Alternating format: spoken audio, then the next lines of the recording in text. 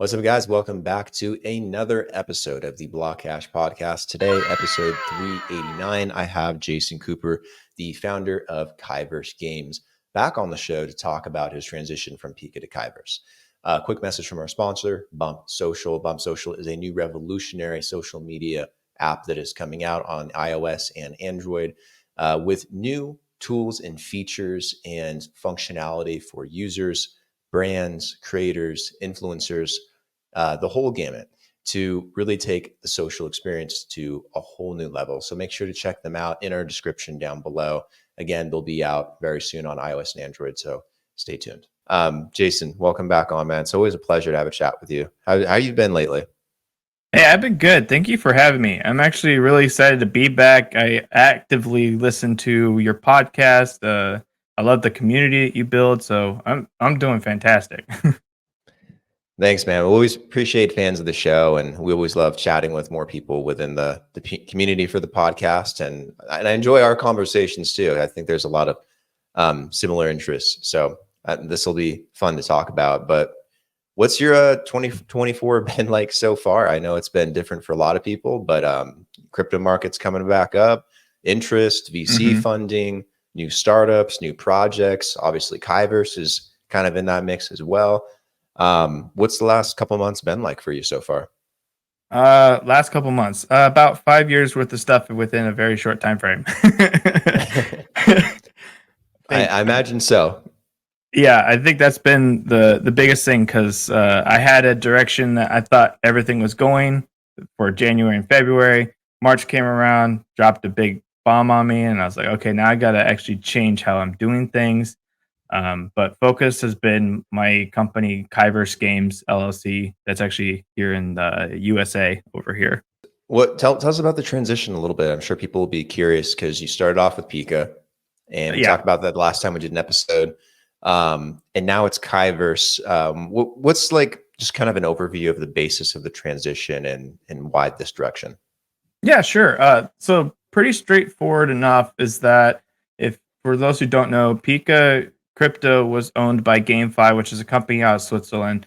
About a year ago, the company went into liquidation. So I came into the picture. They said, here, take the project, do something with it.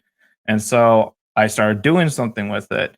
Over the last year, I've been kind of negotiating like, hey, what if I purchase the full rights to everything? What if I purchase like Pika itself? What if I purchase blah, blah, blah? And I've been trying to, it's just negotiations, business stuff.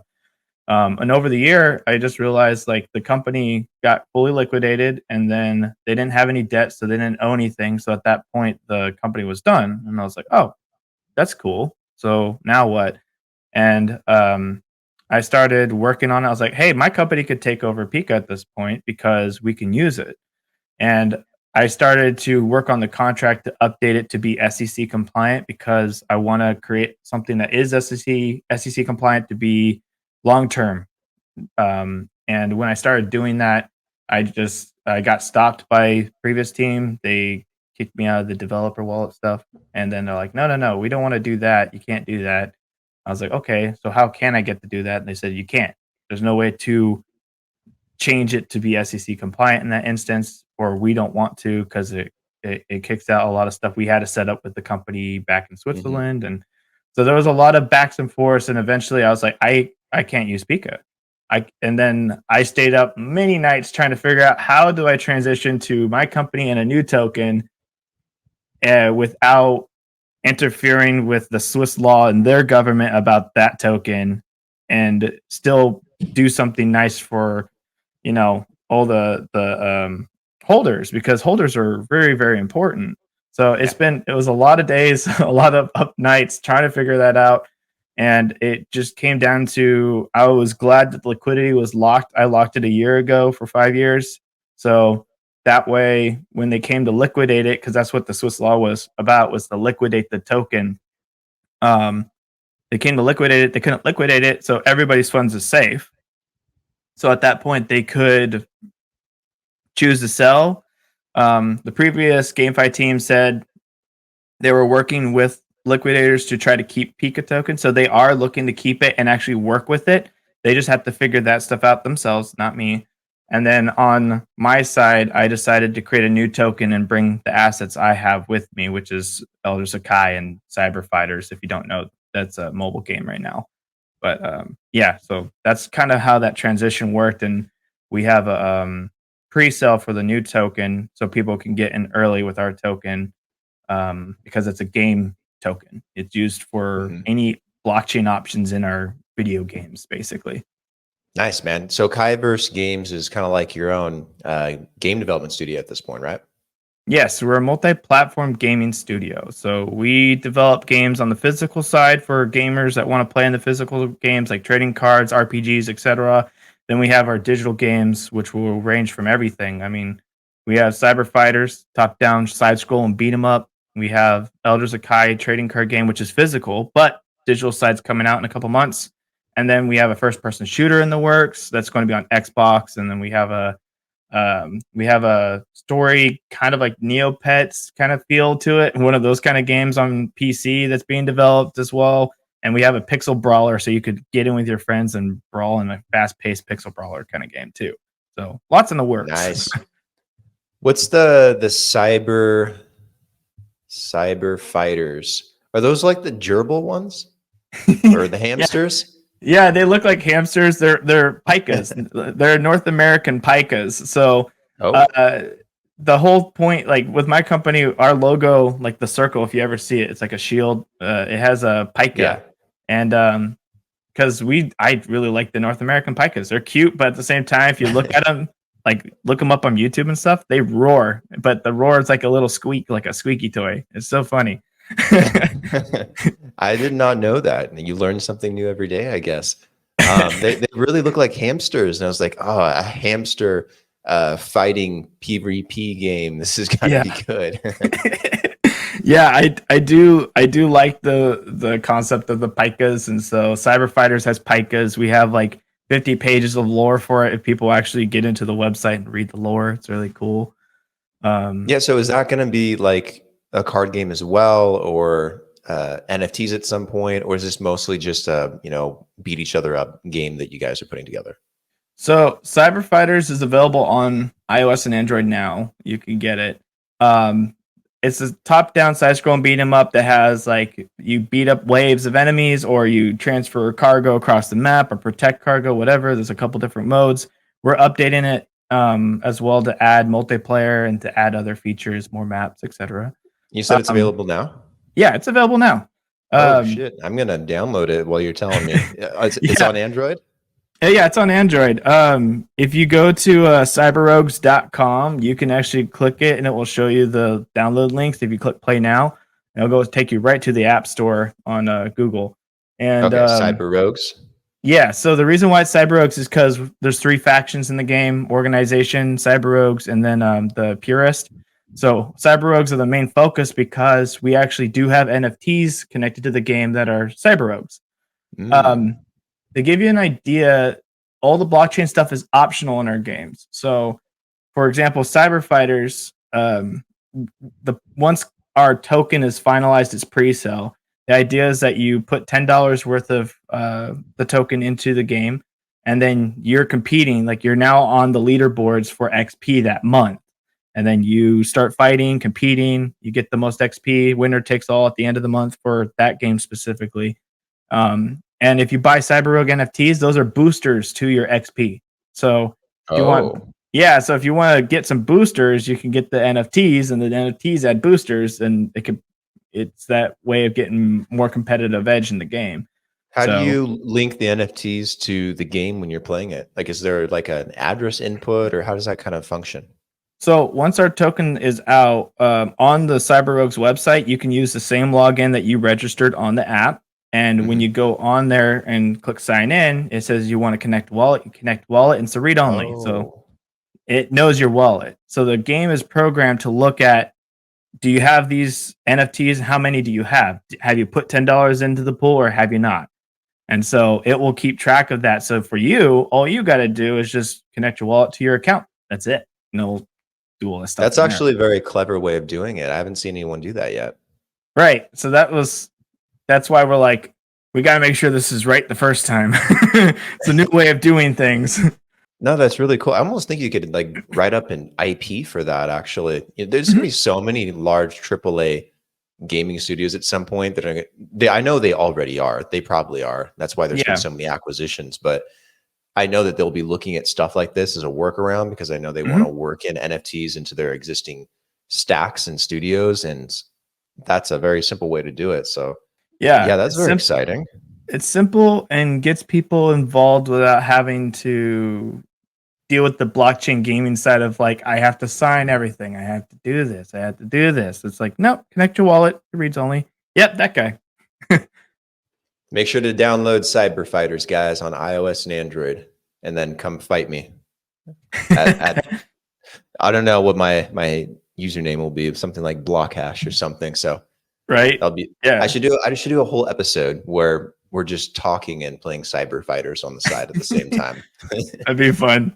I would love to do that. I would when Elder Sakai, the digital one comes out. I need it. We Mhm. need to do that because um funny story because you might find this funny and your viewers might find it funny. Yeah, sure, We have a company, Yellow Panda, that we're working with to help create Elder Sakai because our gaming studio is just getting kicked off. So sure. we have 3 or 4 games on our plate.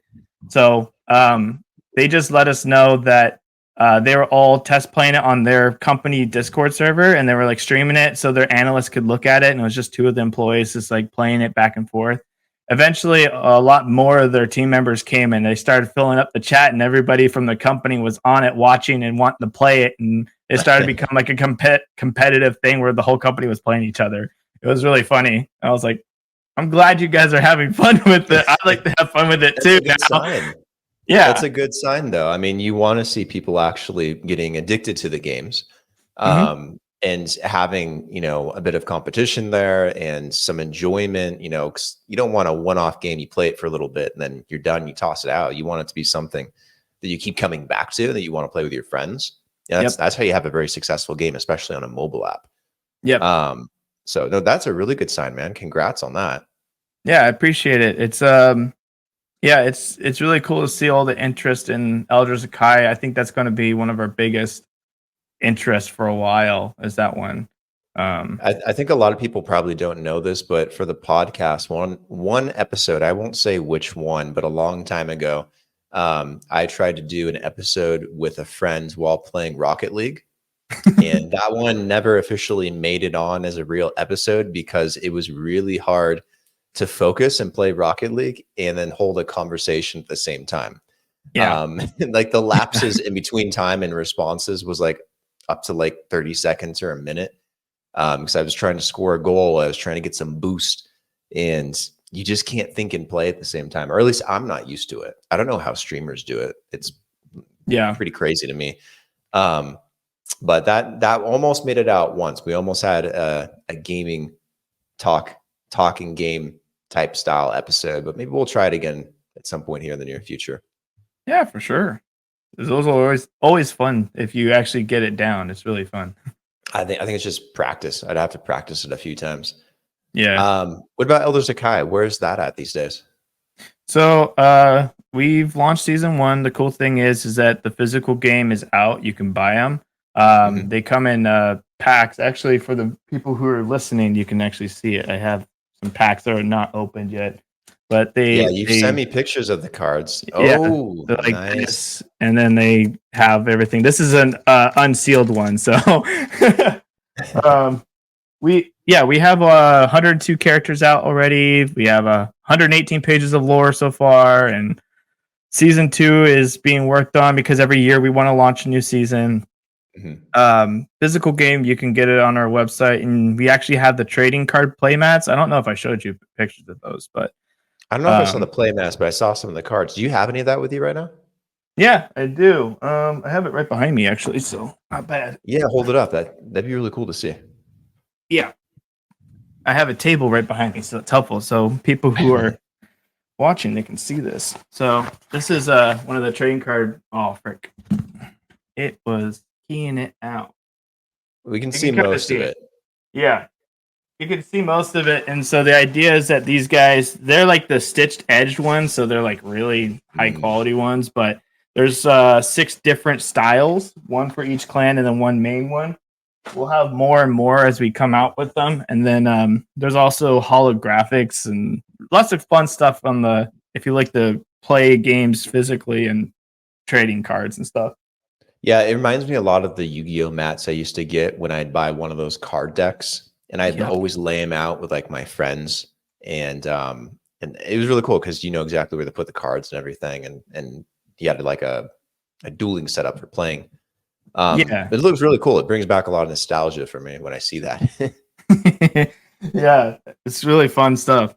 What else do you want to do with KiVerse? Not KiVerse, excuse me, Elders of Kai in particular. Because I know you have the card game, and I know that's going well. But do you want to Mhm. adapt that into like a working video game, or into maybe a mini series, or into shorts of some kinds? I feel like there's a lot more you can do with that lore and animating it.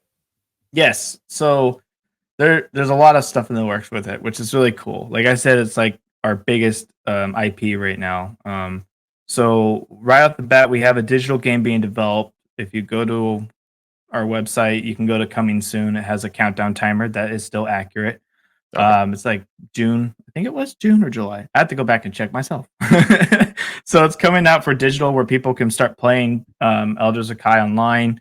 Um, and then we actually, at our previous convention, we had a Cartoon Network voiceover actor, and he was looking at the artwork and he was like, "This stuff's awesome. These characters are so cool. Do they have stories?" And I started telling him all the stories, and he's like, "I got an idea. I'll be back." And so he came back a few hours later, and he brought over this older guy, and he was like, "Hey, how's it going?" He told me that I need to see something. And I was showing him, and he's like, "What's the story?" And I started telling him.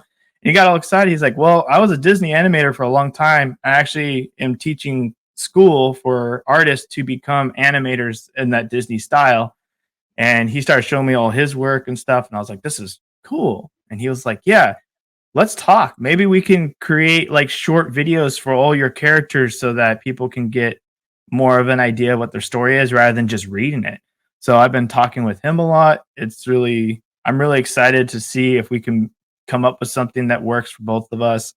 And I do want to create short videos to explain the stories. I don't know if any of your users or followers actually have been involved with like League of Legends or Borderlands. I like the Hmm. Borderlands style storytelling with like the 2D like paper on a map kind of feel to it. And then I like a lot of the story lore side that League of Legends and does and stuff like that. I was like, how can I combine this and then I can use it for Elders of Kai? So I have those plans, and so that's what I've been working on getting those going. So more easier to get involved in the storyline rather than just read like a book. Not everybody wants Hmm. to read. That's okay.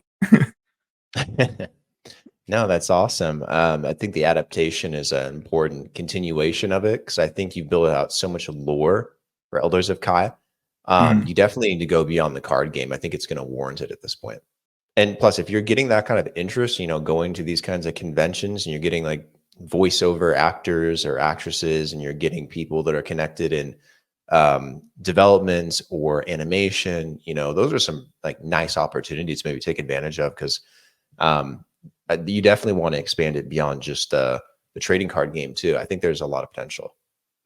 Yeah, we got even suggestions like I was talking to the lead artist for Mortal Kombat, like the originals and all of those Mhm. games. And I was talking with him and I was like, "This is what I'm doing." And he was giving me advice and he was like, "How much you have built so far? I'm shocked that I don't know of you yet." He's like, he was like, "This is a lot and this is really cool." He's like, "You need to start making more connections so that you can start getting the word out." He's like, "As soon as you start making those connections and showing people what's going on," he's like, "there's no way people aren't going to know who you are and what you're doing." He's like, "This is fun." He's like, "This is entertaining." So it's Mhm. really, really cool to hear that from someone that I look up to in the video game industry in Yeah, that and sense. having early feedback like that's got to be incredible. Yeah, yeah, it's really exciting and even feedback to say like, why don't you do like an RPG as well? Why don't you do like a sit down 5 people game version of Elders of Kai? And all these suggestions coming in. I'm like, I could do all that. Just takes time. Right. So Are yeah, it's you cool. planning on going to some other conventions or conferences or trade shows, within the gaming, card game space, video game space, to promote Kiverse Games or to even push one of these projects in particular?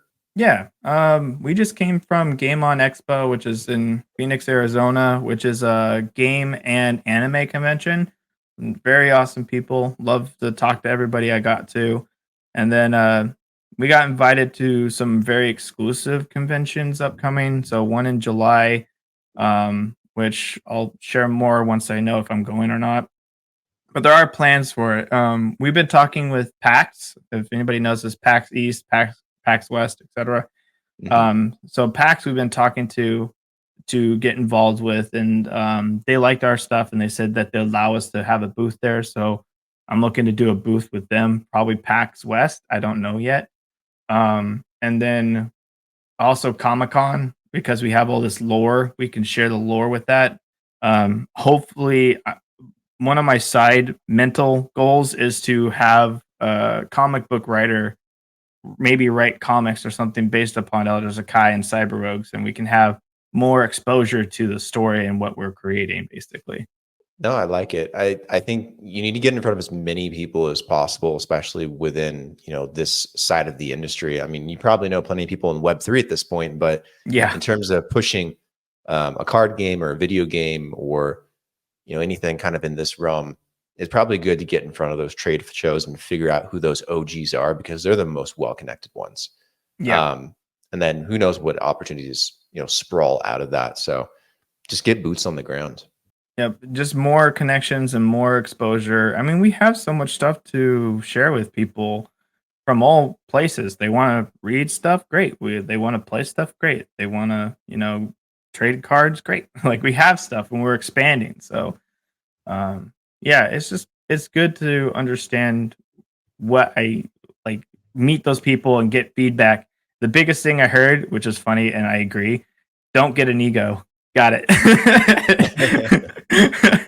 Ego is the killer of projects, according to them. Every single person's like, don't have an ego. You have an ego, connections are out the door. You're on your own. Goodbye. It's like, okay, got it. Probably good advice. I mean, there's enough egos within industry, so Yeah, just know that you're there and take care of people, move forward. Got it. Web3 side of things for KiVerse Games, are you looking to make more connections on that side of things as well, and to maybe look at other ways to put this on chain or to create a token or to integrate NFTs in maybe a different kind of way? I know that you kind of already have NFTs starting to be integrated, but curious what your Web3 vision maybe looks like for KiVerse as a gaming studio. Yeah, so I know there's a lot of issues in the sense of like the NFT market space, and we do have, like I explained before, NFTs for cyber fighters, and we're going to kind of continue that in the sense that even Elders of Kai is going to have NFTs. Those NFTs are like you buy one or you buy a booster pack, which has a lot more, and you get random characters, and then those count as boosters towards your what's called rank matches in the game. Towards your XP earnings, and it also unlocks that card in the game as well.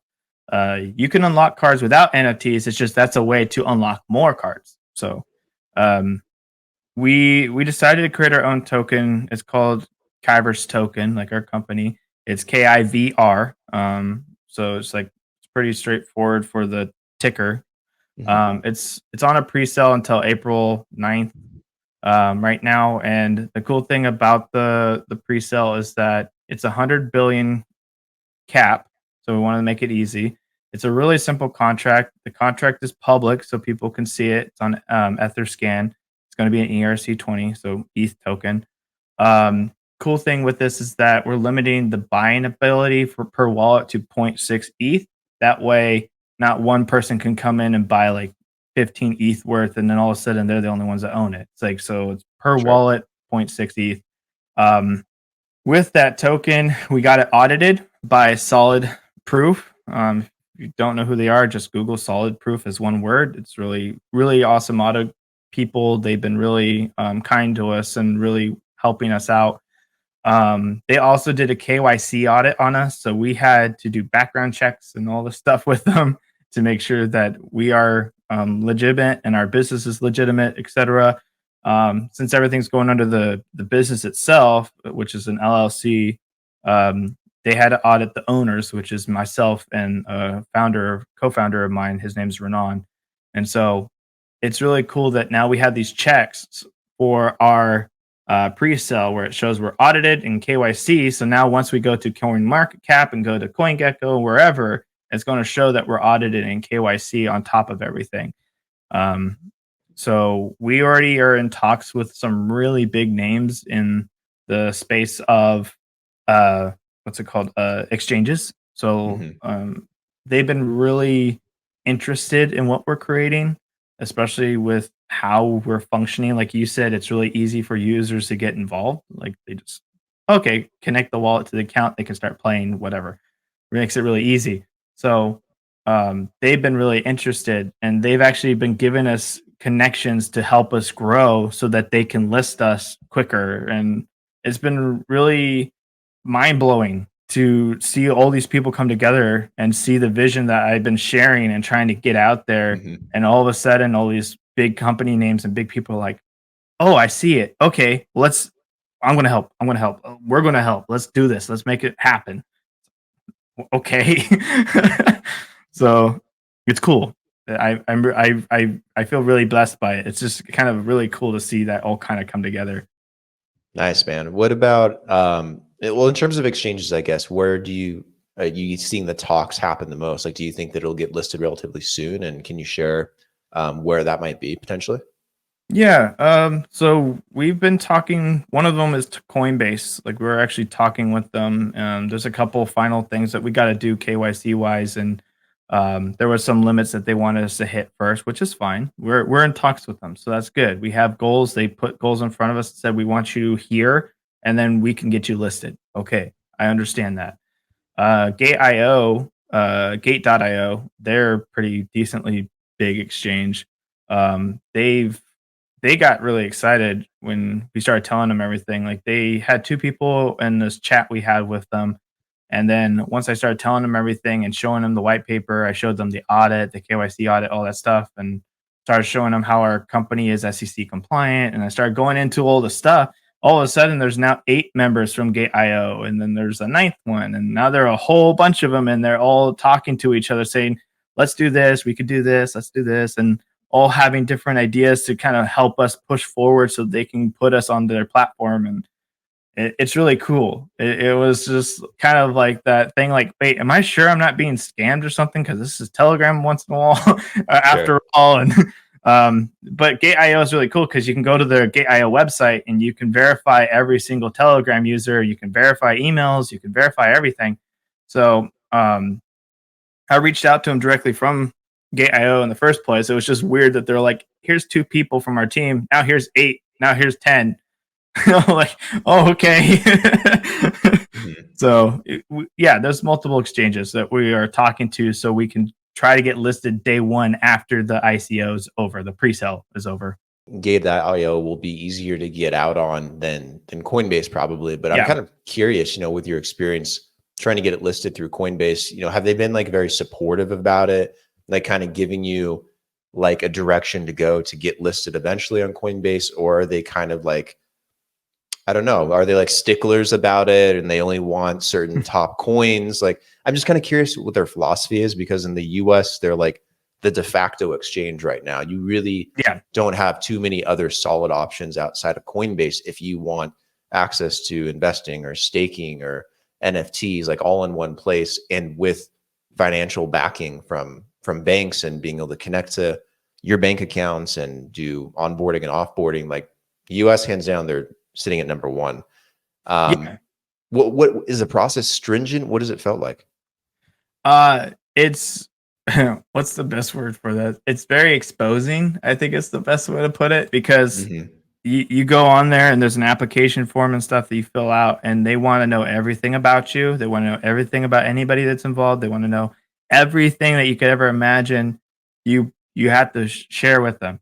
And then when you get in contact with them, they're like, okay, so what is your goal? How are you SEC compliant? How are you, what's the audit? Who is this company that audited? What's the KYC? What's this? What's that? Is there anybody that can get in here? What's the contract? Where was it developed? Like, there's everything. So they're just very obviously they protect their investors by making sure that everything that they bring to the table has been so audited that there's not any possible way that it can just be rugged. And that's awesome. Sure. I love that. And it's so cool. So that's how it should be. You're right. It should be that way. I absolutely agree. And so one of the big things that caught their attention was at first they're like, well, get back to us when you hit this certain volume. I'm like, I started telling them about SEC compliance and that's what our goal is because we're a US company. As soon as I started saying that, they're like, oh, wait, so how are you SEC compliant? And so we started talking about it. They added some more people. We started talking to them about it. And so they're like, again, they're just making sure that their bases are covered before they touch something. And that's great. I think that's a great thing. And that's why Coinbase is as big as it is. And that's just kind of the thing. You just feel kind of, I guess, naked in quotes, like, because you're just like, everything's out on the table. They're probably take your shirt off. How many tattoos you got? Put this duck hat on. Do a dance. Right. Any elbow tats, any teardrop tats, anything you got going on. Something, you know. Right. I mean, they got a tough legal team. So having all that stuff at their disposal probably makes them more confident when they're actually listing something because they are battling the SEC right now and a lot of regulators in the US. So I guess that makes a lot of sense. Not overly surprised. It's good though that they're working with you. Like they're not like shutting you out because you're not like a top 20, top 50 coin. Like, so it's just off their radar. They're actually, allowing other players to have a chance. So I think it's like a good sign for the US. Yeah. When I went to them because give you an example, I worked with Pika. When I went to them with Pika, man, they shut me out real quick because there's a lot of things about Pika that's not SEC compliant. So I was like, oh, so the new token helped. Yeah, I mean, it seems like this whole switch up has been just a really good direction, like on all fronts, whether it's getting it listed and whether it's getting outside attention within the gaming sphere, whether it's the games actually coming out that are looking fantastic. No, it seems like it's been a good transition for you.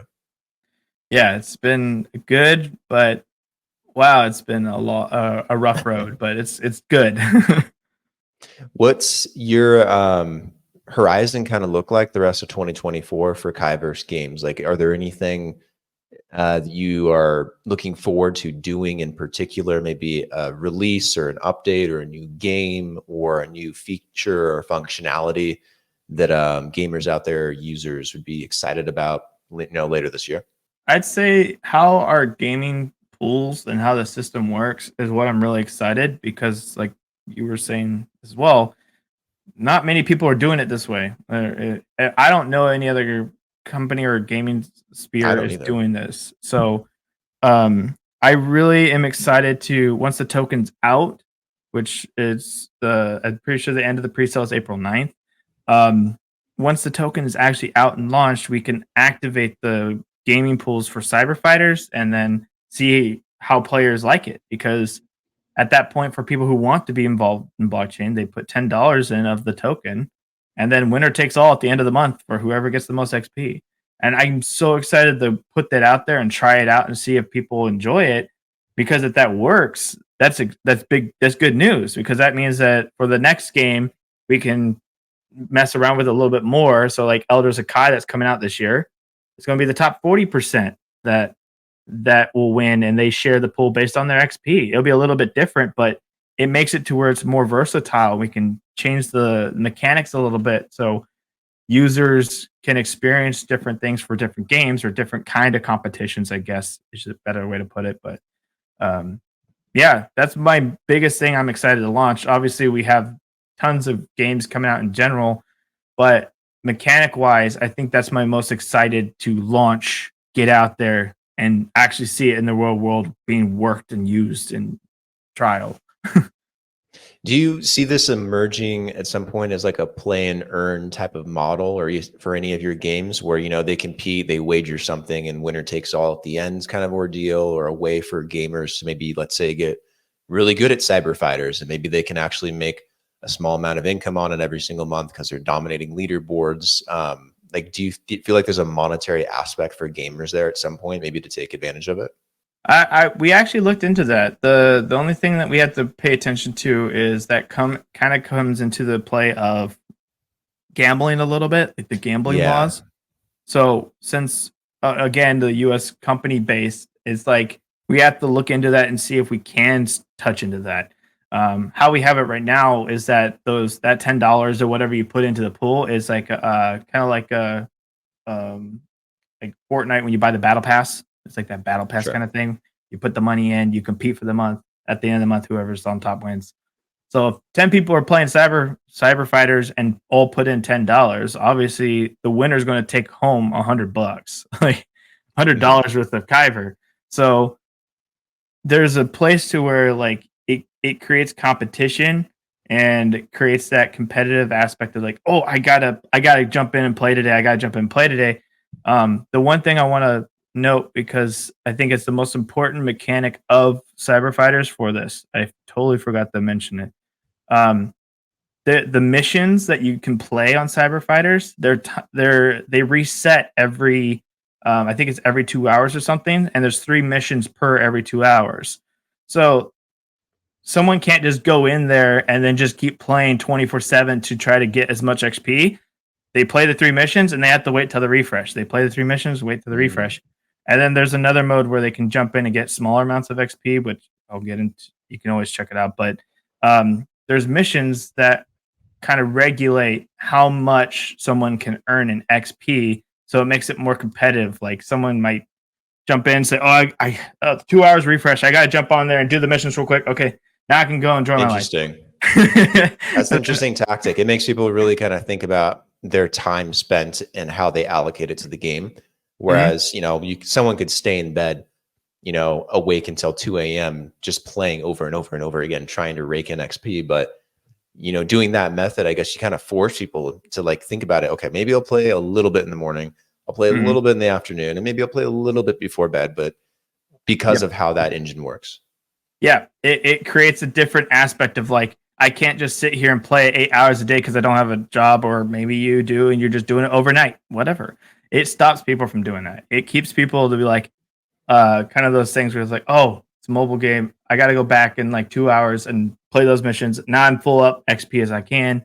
I'll wait and keep going back. So it changes the aspect of how to be on the top.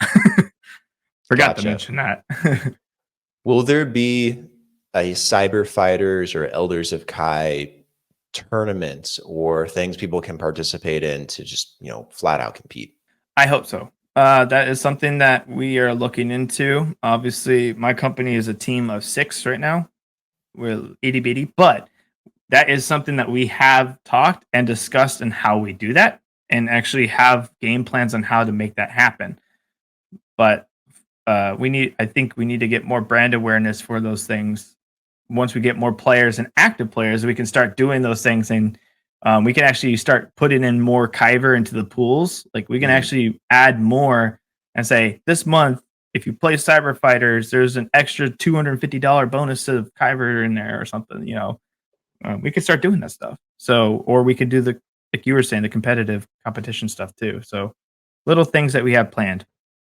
Yeah, I think the more eyeballs you can get on it and you can draw attention, like tournaments are a really good idea for that kind of stuff, because you can get gamers excited and revolved around a new game, and then it draws the attention naturally, and you can live stream it. People can watch it over and over again. It's addicting.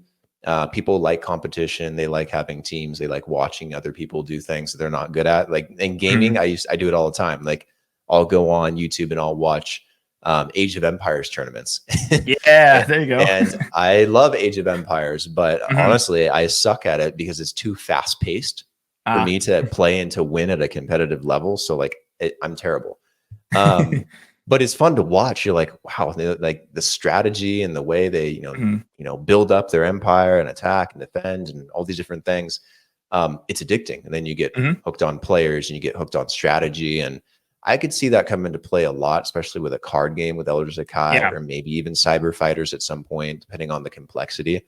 Yeah. So I highly think you should go that route.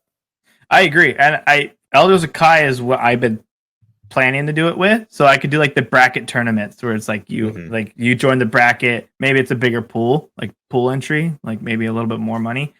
And then you get into the brackets and now you're all competing, and maybe that one's like top winner takes the pie, and that's going to be really huge, and everyone's going to want to get in that competition, and going to be addicting to watch. But yeah, I agree with you. You get away from the gambling element a little bit more too when you do that, because you just have people put in money to a pool and then they run through a tournament and winner gets a prize at the end.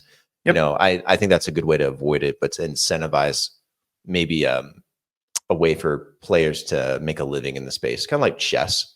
Yeah, I guess. Exactly. Yeah, I am with you 100%. And I agree. That's, you pay to get entry payment. Yeah. And then you compete. That's it. You get a prize at the end. Ta-da. Like, that's a great way to get around it. And that's a great way to, get rewards for people.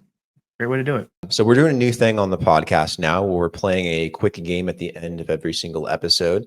Nice. Called Would You Rather. It's something that everyone's kind of familiar with. So we try to adopt it a little bit to Web3, and in this case to gaming a little bit. And in the future, we'll probably use AI to customize these questions even further, because who doesn't love a good would you rather question? Like, makes your brain just, on fire. Agreed.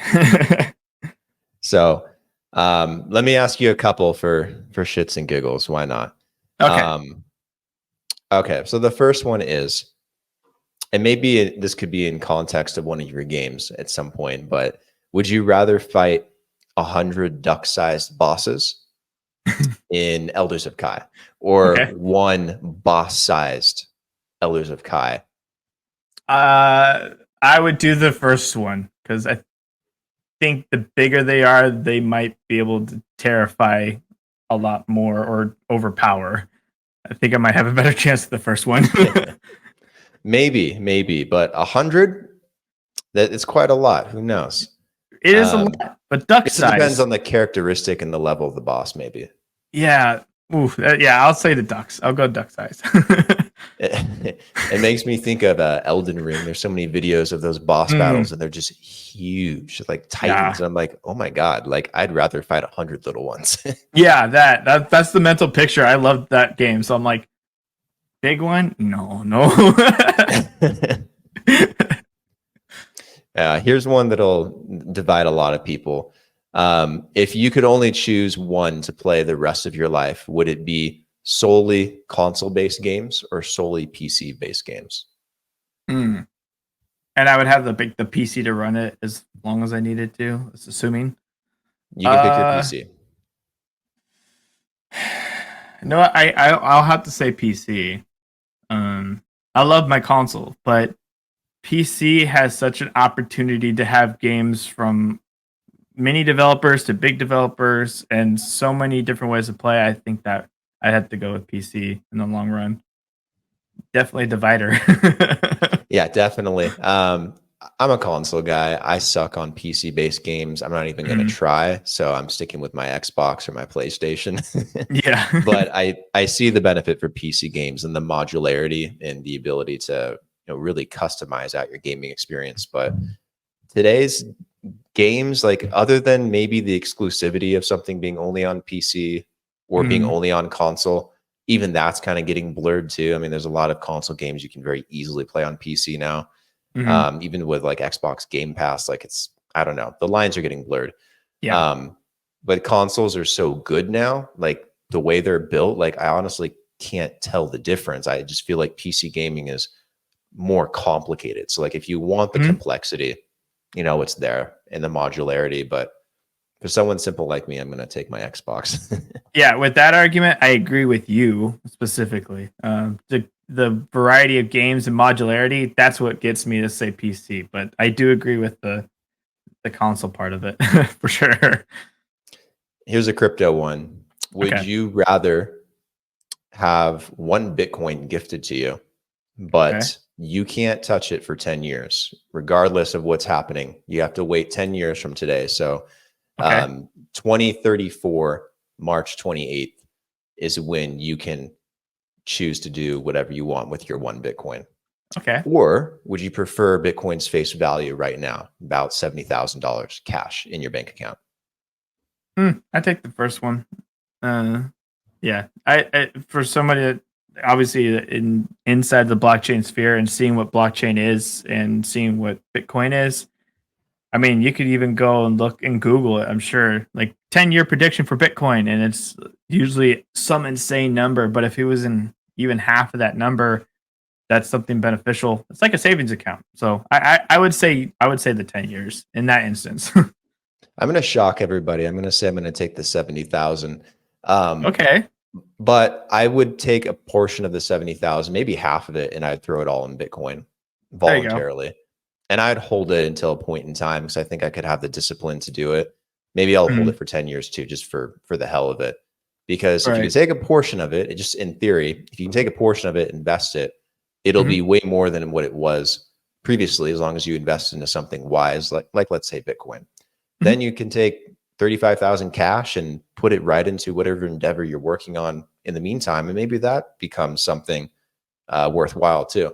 So I don't know. I'm a fan of getting the cash up front as long as you know how to allocate it appropriately. Right. But I feel like for most people, they should just take the Bitcoin because that truly is a gift. And I think we all know where Bitcoin's heading. Yeah, no, the logic is there. I get that. Jason, where can people go to check out, Kiverse Games, learn more about the studio, to keep up with all the work you guys are doing, the games you're putting out? Where do you want to direct people? KiverseGames.io, actually. So the only plug that I'd put in there would be if there's any streamers out there. I do free advertising. Our company, we add you to KiVerse Squad, and on the website you can check it out. You get your own free little section on our website. Anytime you go live, it's front and center on our main page, and we tweet you out. So that's something that we do for free. If you ever play our games down the road, we actually do paid advertising for your stream. So just something that we do to help gamers because we are gamers. So, but yeah, KiverseGames.io is the easiest way to find out all our different stuff and see everything that we're doing. Nice, man. What about socials? Are you guys on Twitter? Are you guys on TikTok? Are you guys on Instagram? Where do you want to send people that are in the social sphere? Yeah, we have the TikTok, which is KiVerse Games. We have the Instagram, KiVerse Games. We have the Twitter, KiVerse Games. We have a link tree, which obviously use the link tree / it's KiVerse Games. The cool thing with the link tree is that you'll have access to our Discord as well as our Telegram. Our Discord actually has all our games and lore about them, so you can read it directly from the Discord. But yeah, it's a great way to get connected, kind of see what's next, keep updated. Seems self-explanatory. KiVerse Games everywhere. Everywhere. You can Google us. It pops up. Awesome. Cool, man. Thanks for taking the time to come back on. I always love the conversations that we have, and congrats on the headway that you're making with KiVerse. I think that you got something really good there. So keep cranking it out. I'm going to play some Crypto Fighters and let you know what I think. So I have not tried that one yet. I'm excited. And I got to get my hands on one of your TCG packs as well. So let me know how I can get my hands on one. I got to add it to my collection of OG Yu-Gi-Oh! And Pokemon cards that are just sitting on my shelf. Yeah, there you go. Just email me your address. I got you. Sounds good, man. All right. Take care. We'll talk soon.